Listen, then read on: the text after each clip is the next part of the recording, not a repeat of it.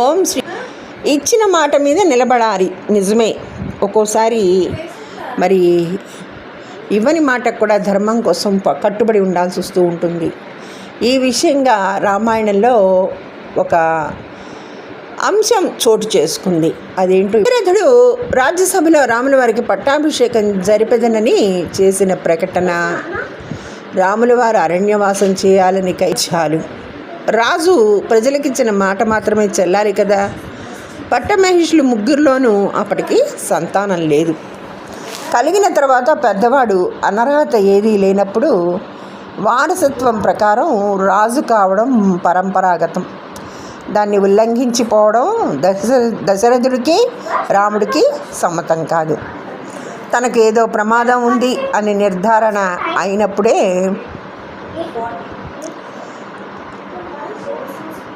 దశరథుడు హడావిడిగా పెద్దవాడికి యువరాజ పదవిని ఇవ్వదలిచాడు. సంతోషపడ్డారు. కైకమ్మ కూడా సంతోషపడింది అనేది వాస్తవం. కానీ ఆ క్షణం బుద్ధి వక్రించింది, దశరథుణ్ణి ఇబ్బంది పెట్టింది. ఎరుకగలరే మగువలెందు అంటారు. నాగులు తల్లి కద్రువ తమను అకార్యం చేయవలసినదని బలవంత పెట్టినప్పుడు కైకకు ఆనాడు సంతోషంలో ముచ్చటపడి వరాలిస్తా తీసుకో అన్నాడు. మీ మాటే వరం ఇచ్చినంత, మళ్ళీ ఇద్దరులేండి అని దాటవేసింది. అప్పుడు మందరతో కూడా తన భర్త ప్రేమను చెప్పుకొని మురిసిపోయిందే కానీ వరం ఏదో భవిష్యత్తులో అడగాలని ఆమె మనసులో లేనే లేదు. కొడుకు పుట్టి 25 సంవత్సరాలు అవుతున్నది. దశరథుడి వలపుల రాణి అయినా ఆమె ఏనాడు ఆ వరాల గురించి ఆలోచించిందే కాదు. దశరథుడు ఆ రోజు మాట సామెతగా అన్నదే కానీ అదొక పెద్ద విషయంగా సీరియస్గా చెప్పింది కాదు. సరే, కోరిక ధార్మికమైనదైతే ఏనాడైనా చేయకపోయింది లేదు. ఈ రోజైనా మందర కలియబెట్టబట్టి ఆ మొండితనం ఆమెను ఆవేశించింది. దశరథుడు ఎన్నో చెప్పి చూశాడు. ఎందుకు ఏడుస్తున్నావు అంటూ ఒక రాజుగా చేయకూడని పనులేవైనా చేస్తా నీకోసం, అవధ్యులను వధిస్తా, జైల్లో ఉన్న దొంగలను నీవు చెప్పిన వాళ్ళను వదిలేస్తా, ఆ మాదిరిగా ఉంటాయి ఆ అనునయ వాక్యాలు. సరే, సామాన్యంగా ఎప్పుడూ ఆమె అడగదు, తానవి చెయ్యమని లేదు.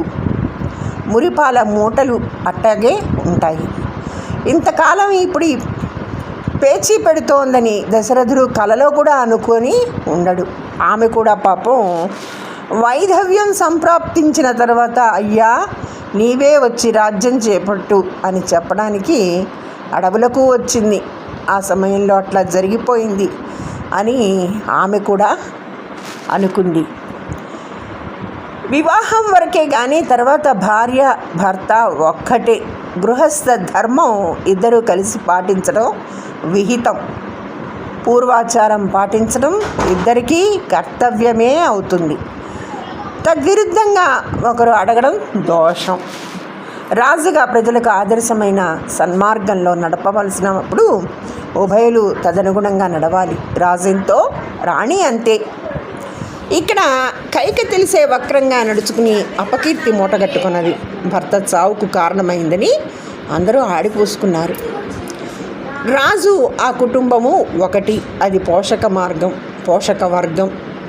ప్రజలు పోష్యవర్గం. రెండింటిలోనూ బాధ్యతలు విభిన్నంగా ఉంటాయి.